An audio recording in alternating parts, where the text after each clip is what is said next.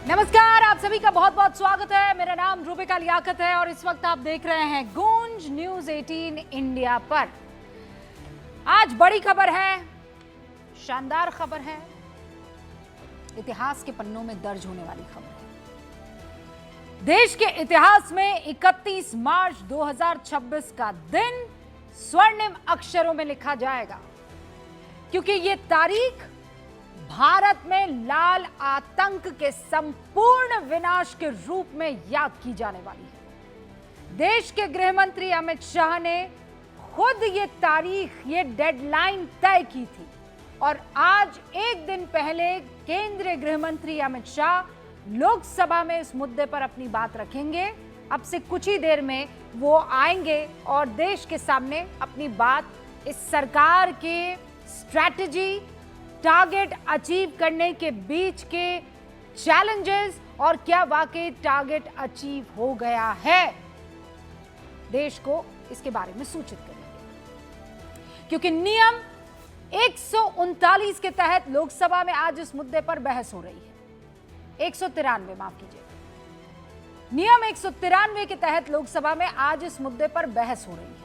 अगर सरकार ने अपने डेडलाइन को पूरा कर लिया तो नक्सल आतंक का अध्याय खत्म हो जाएगा। देश के अंदर देश के ही खिलाफ लड़ने वाले इन नक्सलियों के आतंक की कहानी बहुत लंबी और दर्दनाक रही है।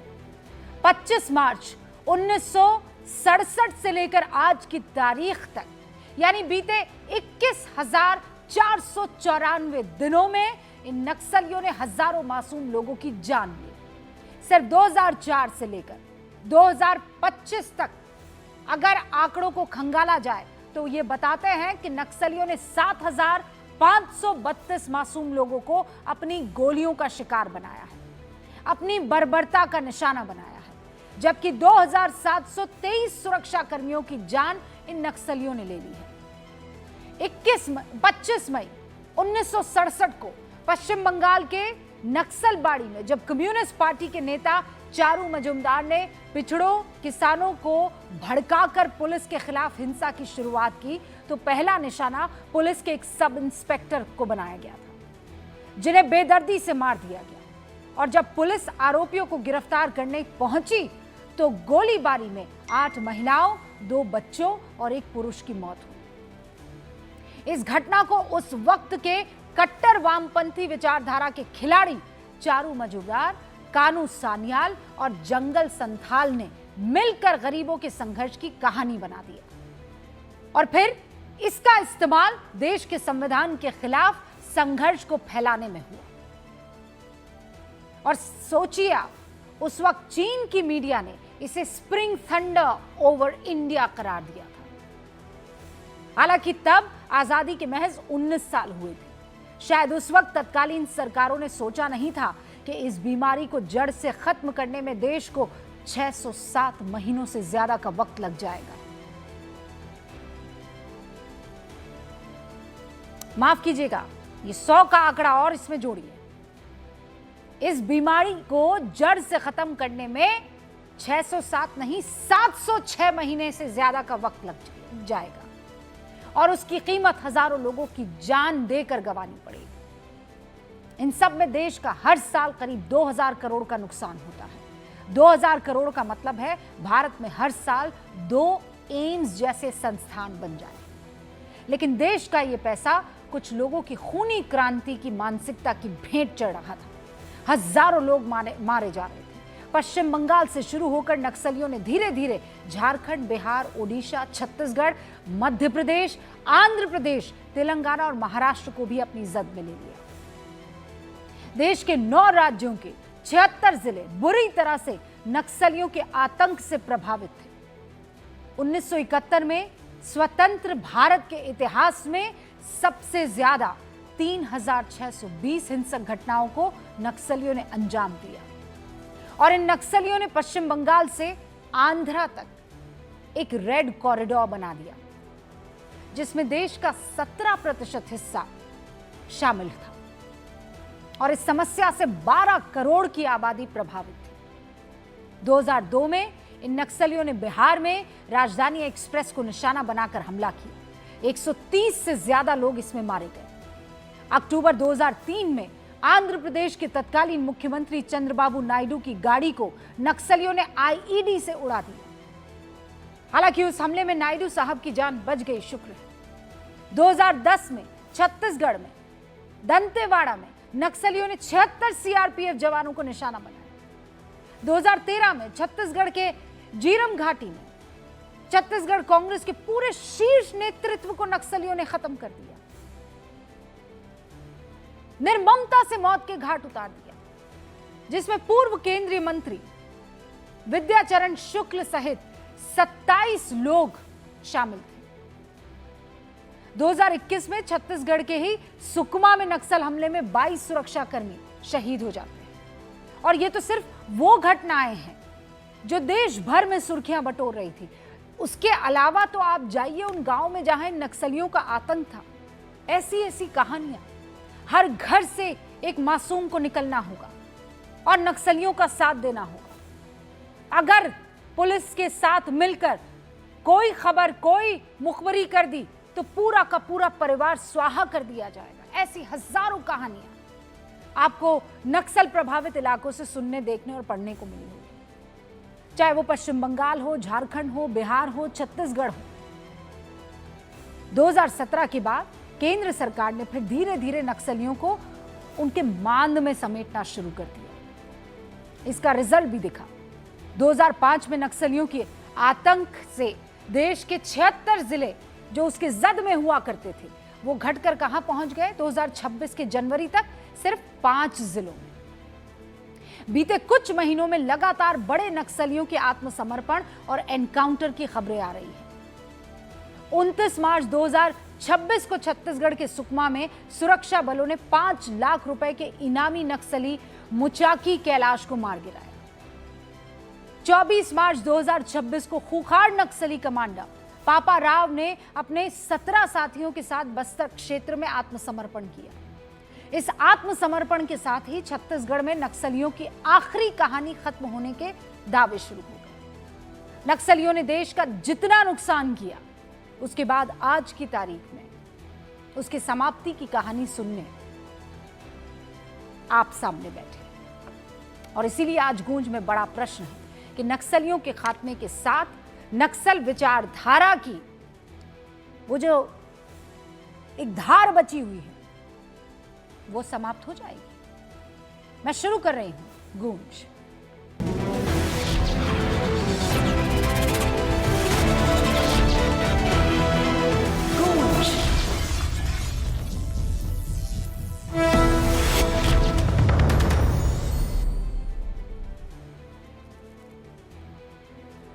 सारे खास मेहमान हमारे साथ जुड़ चुके हैं। भारतीय जनता पार्टी की राष्ट्रीय प्रवक्ता शाजिया इल्मी अब से कुछ ही देर में जुड़ेंगी। राजनीतिक विश्लेषक सीनियर जर्नलिस्ट पंकज शर्मा जी इस वक्त आपको स्क्रीन पर दिखाई दे रहे हैं। लेफ्ट के लीडर विवेक श्रीवास्तव आपको स्क्रीन पर दिखाई दे रहे हैं। वरिष्ठ पत्रकार समीर चौगावकर जी इस वक्त आपको स्क्रीन पर दिखाई दे रहे हैं। आप सभी का बहुत बहुत स्वागत है। और शाजिया इल्मी भी इस वक्त आपको स्क्रीन पर दिखाई दे रही हैं। शुरुआत विवेक श्रीवास्तव आपसे कर रही हूँ। आज भी जब सदन में हम सुन रहे थे तो लेफ्ट के बहुत से ऐसे लीडर थे जो कह रहे थे कि ये तो इनजस्टिस हो रहा है गांव के लोगों के साथ। ये कब तक बेवकूफ बनाया जाता रहेगा? नहीं, इनजस्टिस हो रहा है। ये किसने कहा इनजस्टिस नहीं हो रहा है? आपने कौन कर रहा है यहाँ तो या कौन क्या कर रहा है? ये पूंजीवादी व्यवस्था। अगर आप एक्सप्लॉयटेटिव पॉलिटिक्स करेंगे, आपके देश के अंदर एक इकोनॉमिक डिस्पैरिटी रहेगी, हैव्स एंड हैव नॉट्स के बीच में। अमीर बनता रहेगा, गरीब होता रहेगा। हम सब नक्सलवाद के विरोध में लेकर आइए। यहाँ कोई भी व्यक्ति सबसे पहला शब्द क्या बोला था? कौन सी व्यवस्था? पूंजीवादी व्यवस्था। Okay, what are you wearing right now? Is it a shirt? नहीं, अब वो आपने शर्ट पहनी है तो क्या पहना है? क्या पहना है? It's a shirt. ये पूंजीवाद का एग्जाम्पल है कि नहीं? कौन सी ब्रांड का शर्ट पहन के बैठे? नहीं, ये तो हम तो लोकल शर्ट पहनते हैं, लेकिन अगर इसको सरकार बताइए कौन सी लोकल शर्ट? मुझे बताइए किस गांव वाले ने बनाई है ये शर्ट? किस फैक्ट्री में बनी है ये शर्ट? सॉरी, ये डिस्कशन जो है ना, सॉरी, आपके हिसाब से सारी चीजें इस्तेमाल होंगी, उसका पूरा भोग करेंगे और उसके बाद आप ज्ञान देते रहेंगे। मुझे मुझे नहीं, सुनिए ना, वो मुझे जो सुनिए ना, नक्सलवाद की जद में बैठा हुआ गांव का वो आदमी है, आपकी तरह जी। वो शानदार पर्दे कोई लगाकर जद में आगे नहीं बैठा बैठा हुआ था। होता है, मैं हाथ में सामने मोबाइल फोन रख के बढ़िया जूम से let us कनेक्टेड होके speak, बातचीत कर रहा होता है।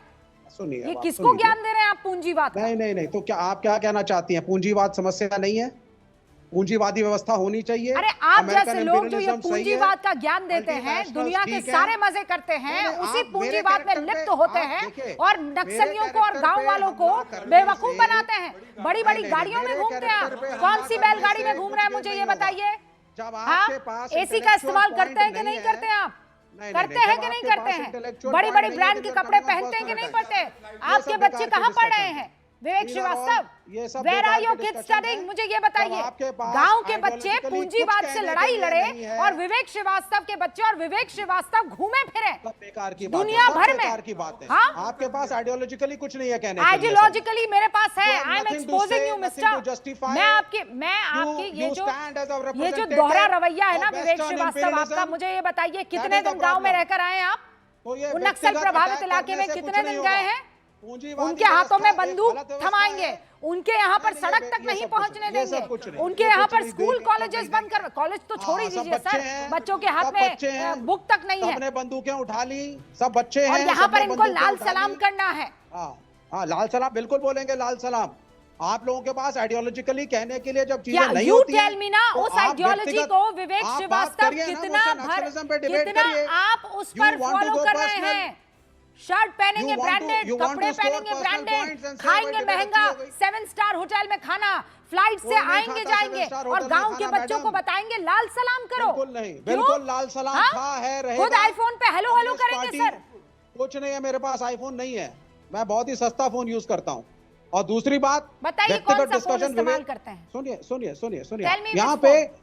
no, you are weak ideologically, that is why you are No, coming you on tell me. me. No, I am not weak. Yes. I am just You are asking you weak. simple You are question. weak. You see, you are weak. I You are am not not talking weak. ideologically. I am not weak. क्या I am पूंजी- telling no, you. yes, you are. Sir सुनिए, You can't discuss capitalism. मैं एक You महंगा can't phone discuss- इस्तेमाल करती हूँ, हाँ, मेहनत तो आप से करो ना, कमाई मैं नहीं करती हूँ करता ना, और मैं मैं नहीं चाहती हूँ इस करता। देश की हर बेटी जो है महंगा फोन नहीं, मैं इस्तेमाल नहीं- करे। नहीं, मैं खाना ये तो नहीं खाना चाहती खाए, हूँ कि मैं तो मैं महंगा चाहूंगा फोन बेटियां इस्तेमाल पहले करूँ पढ़ लें। और देश मैं में चाहूंगा गांव की बेटियां कोई पहले पढ़ बेटी लें। जो है वो बेचारी जो है वो ना फटे हाल घूमती रहे। ये सब मैं चाहती हूँ कि diversion है। वो भी उस ये पेडेस्टल सब पर आ diversions जाए, है। पर आप लोगों You के are साथ diverting. प्रॉब्लम यह है कि आप Diversions. उधर रहना चाहते हैं और Diversions. बाकी Diversions. सबको आप अपनी आइडियोलॉजी का घूंट पिनाइए। वो बिल्कुल आपके यहाँ पर नहीं, कहते नहीं है, वो क्या है, क्या खा रहे हैं वो नशे वाला जो सामग्री खिलाते, ये बोलते हैं कि धर्म जो है वो नशे का सामान है। इट्स अ ड्रग, है ना, अफीम है। आप लोग ये आपकी आइडियोलॉजिकल अफीम गरीबों को खिलाना पिलाना छोड़ दीजिए। कोई अफीम नहीं खिला रहा है मैडम, और आप लोगों ने तो नारा लगा दिया था कि टेररिज्म खत्म 370 के बाद। आज आप डाइवर्ट करने के लिए यहाँ पे होम मिनिस्टर एक नया मुद्दा लेकर के आ गए। ईरान के मुद्दे पे जब घेरे गए तो बोला चलो नक्सलिज्म के थ्रू दिखाते हैं हमने कुछ किया, कुछ नहीं किया। क्या घेरे ये गए? फैक्ट है। क्या घेरे गए? बिल्कुल घेरे गए हैं। कैसे? बिल्कुल घेरे गए हैं। कैसे? And that is why he is diverting. Sir मैं इधर उधर की बात नहीं करती हूँ, मुझे पॉइंटेड सवाल का पॉइंटेड जवाब चाहिए। आप इधर उधर की बात कर रही हैं। आइडियोलॉजी हमारी है कि Yes. हम चाहते हैं पूंजीवाद का खात्मा हो, लेकिन जी। उसी पूंजीवाद को बढ़ाने के लिए आप जैसा नहीं। आदमी चेक No. वाली महंगी शर्ट पहनकर सॉरी बैठता मैडम, है। ये महंगी नहीं ठीक है। तो मैंने ये टीवी आपको पे मैं भी यहीं बोल पर सकता हूँ कि पर आपने क्लियर सस्ता बता कपड़ा दिया। पहना है। मैं अब तो मुझे क्या मालूम किसने क्या पहना है मैं टीवी तो पर। कह रही हूँ, मैं आपकी विचारधारा में अग्री करने वाली लड़की नहीं हूँ। Maybe मैं not, कह रही but हूँ how do मैं you know महंगा what is कपड़ा the पहनती worthiness हूँ of और the shirt? ऊपर वाले से दुआ करती हूँ कि वो ये आप देश पहनिए इतना ना, आगे बढ़ आप जाए पहनिए, मैं कि नहीं। देश की हर मेरे ख्याल बेटी से- महंगा कपड़ा पहने। सॉरी, हर बेटी जो है वो महंगे तौर तरीकों से जिए। मैं तो कह रही हूँ एस्पिरेशनल हूँ मैं, पर आपकी तरह नहीं हूँ ना झूठी। हाँ बिल्कुल बिल्कुल घूमूंगी मैं फ्लाइट में, एयर नहीं, टिकट्स आप घूमिए, जाकर आप खरीदूंगी सुनिए, और आप गांव सुनिए, के आप बच्चों को सुनिए, जाकर आप बोलूंगी लाल सलाम। बिल्कुल बिल्कुल 80 करोड़ लोगों को राशन देते हैं नरेंद्र मोदी, ये क्योंकि खाना नहीं है उनके पास, और यहाँ बैठकर रूबिका लियाकर लेक्चर दे रही हैं आईफोन पे। लेक्चर और मुझे महंगे कपड़े आप पे। दे रहे है हैं, ना? महंगा शर्ट पूंजीवादी व्यवस्था में पहनकर रोटी महंगी नहीं खा लाइफस्टाइल पाए हो। जीते हुए रोटी नहीं है लोगों आप के जो पास बैठकर रोटी यहाँ खाने पर को। मुझे लेक्चर दे रहे हैं, मैं रोटी नहीं है उसे लोगों के दुनिया पास के खाने को। सामने रख रही हूँ। रूबिका लियाकत जो है वो है सर। तो ये आई एम बताइए, आस्किंग यू 80 करोड़ सिंपल जिनके पास रोटी नहीं है, क्वेश्चन, वो कौन है? नक्सलियों की वजह से छत्तीसगढ़ में कितना नुकसान हुआ, पश्चिम बंगाल में कितना नुकसान हुआ, झारखंड में कितना नुकसान हुआ, कितने बच्चों की जान चली गई, महाराष्ट्र सर, आंध्र प्रदेश, तेलंगाना, सबके सब जगह आपके लाल सलाम के चक्कर में क्या क्या हुआ है हम भी जानते हैं और आप भी जानते हैं। कभी सोचा कि एक आदमी नक्सली क्यों बनता है? कभी सोचा उसका क्या दुख है, क्या दर्द है? क्योंकि आप कि अपने जैसे परिवार लोग को छोड़ करके उनको वो शख्स बरगलाते हैं। कोई शाजिया बरगलाता इल्मी नहीं है। मैं नक्सलिज्म के खिलाफ हूं, वायलेंस के खिलाफ हूं, लेकिन अगर अब तक आपको तो लगता ऐसा है लगा नहीं, बंदूकों सर। से समस्याएं सॉल्व होंगी अब तो तक इस तो देश ऐसा का लगा नहीं। टेररिज्म सॉल्व हो चुका रुबिका है। जी, इतने सालों में तो रुबिका आप जी, ना कर आपको- पाए शाजिया इल्मी। जी बहुत देर अब रुबिका जी आपको भी और जितने भी पैनलिस्ट इस वक्त मौजूद हैं सबको सलाम, लाल सलाम नहीं, लाल सलाम। सलाम लाल और प्रणाम। ये जो लाल सलाम की बात करते हैं वो लाल कॉरिडोर में यकीन रखते हैं। वो सच में जैसे कि आपने कहा और ये मैंने देखा है और आप छोटी हैं आप रुबिका मुझसे और मैंने इसको कवर भी किया है। आप यकीन नहीं करेंगी इतनी ज़हीन महीन आलिम फाजिल बातों से अंग्रेज़ी की भाषा का यूज़ करके रोमांटिसाइज किया गया है नक्सलिज्म इस देश में। यानी खुद जैसे कि आपने कहा इनके लिए बढ़िया नेटवर्क हो, इंटरनेट भी हो, प्लेन्स भी हो, ट्रेन्स भी हो, बेस्ट यूनिवर्सिटीज़ ये भी जाएं और इनके बच्चे भी जाएं। लेकिन लाल कॉरिडोर जो कि है तिरुपति से लेकर पशुपतिनाथ तक, वहाँ पूरा जो रेड कॉरिडोर है, कितने ज़िले हैं 136 से ज़्यादा, जो घटकर अब सिर्फ 8 रह गए हैं, वहाँ पे कोई बच्चा स्कूल ना जाए। जितनी भी ट्रेन लाइन्स हैं उनको नष्ट कर दिया जाए, बसों को जला दिया जाए, स्कूल में कोई पढ़े नहीं, यूनिवर्सिटी को तब भूल जाइए। यानी कि सब कुछ इनके लिए है। और ये जो है बताएंगे क्या वैचारिक फ़लसफ़ा है। ये अपने फ़लसफ़े के चक्कर में अपना ये फोर्स आइडियोलॉजी और ये पूरा फील्ड एक्सपेरिमेंट के चलते उन सारे ज़िलों के हज़ारों बच्चों को, परिवारों को वंचित रख रहे थे तरक्की से, प्रोग्रेस से। और क्यों सुनिए, इसका पूंजीवाद या सामंतवाद या समाजवाद इससे कुछ लेना देना नहीं है। ये एक फेल्ड लेफ्टिस्ट एक्सपेरिमेंट है। ऑलराइट। और क्या कहा जाता है ना, कम्युनिज्म का पूरा वो जो है to each according to need and not according to greed. लेकिन यहाँ पे हुआ है कि पावर का नशा, इन्होंने किसी को आगे बढ़ने नहीं दिया, इन सब लोगों को ग्रस्त रखा हिंसा में और बाकायदा एक तरह के बैकवर्डनेस में, ताकि इंडियन नक्सली कमांडर्स का दबदबा कर रहे हैं कि होम मिनिस्टर आएंगे और डिटेल हमें बताएंगे। लेकिन क्या अब ये मान लिया जाए कि देश के इतिहास में आज की तारीख दर्ज हो जाएगी, अब सारे के सारे ये नक्सली खत्म? देखिए आप खुद सोचिए, 126 से लेकर 7-8 और उसमें भी अमित शाह जी ने कहा है कि एक time bound, intelligence based, data based, सारे स्टेट्स के कोऑर्डिनेशन के बाद एक ऐसी प्लान्ड नीति के चलते जिसमें नीति जाहिर है, नियत सबने सुन ली है और निर्णायक कार्रवाई इसमें रही है। और आप देखेंगे उसके तहत ये काम हो रहा है क्योंकि पॉलिटिकल इच्छा शक्ति है, क्योंकि मन है करने का, तो करके दिखाएंगे। संसद भवन की दिखाइए और संसद के अंदर की तस्वीरें दिखाइए। इस वक्त इसी मसले पर बाकायदा चर्चा चल रही है। ये आप असद ओवैसी को देख रहे हैं, इसी पर चर्चा चल रही है। जरा कुछ लाइनें उनकी सुनते हैं फिर आगे बढ़ते हैं। Realities of India's development model, the increasing maturities of polarizing mobilization in electoral politics, the growing inequities and inequalities of increasing predatory oligopolistic economy, and the progressive redundancy of human labor as a result of rapid technology transformation. In the light of such fault lines, other moments of violence will inevitably rise. I hope that this government will exercise caution. Don't sound the victory bells as of now. End the extremism done by your own organizations. Do you know what message is being sent? You have the highest number of Muslims who are youth now. If you I'm concluding, madam. If your own chief minister says that give them 2 rupees less, we'll create an atmosphere so that they leave Assam, that is not right. That is also an extremism which has to be condemned. Anyone who picks up arms, anyone who utters a word which creates a feeling of vulnerability against the constitution is extremist. Thank you, madam. Shri Pappu Yadav. एक के बाद एक इसी मसले पर चर्चा हो रही है। किसी भी वक्त एचएम यानी होम मिनिस्टर आकर आज नक्सल पर क्या वाकई मुक्ति भारत को मिल चुकी है बात रखने वाले हैं। पंकज जी भी यहां पर नजर आ रहे हैं। विवेक जी रुक जाइए एक सेकेंड, और समीर चौगाकर जी। पंकज जी, इस पर मैं आपका पहला रिएक्शन चाहती हूं। नक्सल मुक्त भारत, अच्छी बात है, नक्सल मुक्त भारत होना चाहिए। नक्सली हिंसा का या किसी भी तरह की हिंसा का कोई भी समर्थन नहीं करता है। आज तो वैसे भी महावीर स्वामी की जयंती है, जो अहिंसा के इतने बड़े पुजारी थे। लेकिन नक्सलवाद इस देश में क्यों पनपा, उसके पीछे की गंभीर कहानी पर भी थोड़ी सी नजर डालनी चाहिए। दूसरी, नक्सलवाद पर पिछले 10-11 साल में जो काबू पाया गया, अच्छी बात है, उसकी प्रशंसा होनी चाहिए। लेकिन एक बात बताइए, छत्तीसगढ़ में पिछले 17-18 वर्षों से किसकी सरकार है? आंध्र प्रदेश में 1983 में जो पहली गैर कांग्रेसी सरकार बनी, उसके बाद 27-28 साल से किसकी सरकार है? तेलंगाना में 1 साल पहले तक, जब से तेलंगाना बना 2014 में, तब से 10 साल किसकी सरकार थी? तो अगर इन सरकारों के कार्यकाल में नक्सलवाद पनपा और नक्सलवाद पर ठीक से काबू नहीं रखा जा सका, तो इसके पीछे कारण क्या है?